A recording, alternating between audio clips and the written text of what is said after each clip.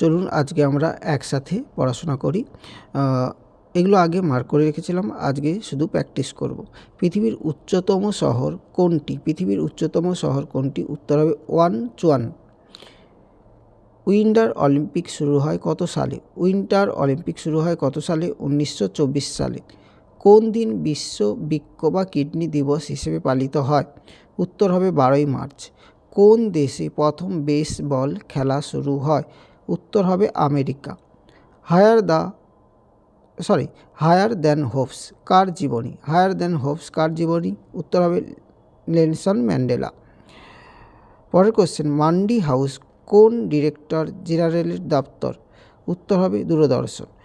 ভারতে সর্বপ্রথম শীততাপ নিয়ন্ত্রিত ট্রেন চালু হয় কত সালে? উত্তর হবে 1936 সালে। স্টিভ জেস শব্দটি কিসের সঙ্গে যুক্ত? উত্তর হবে ঘোড়া দৌড়।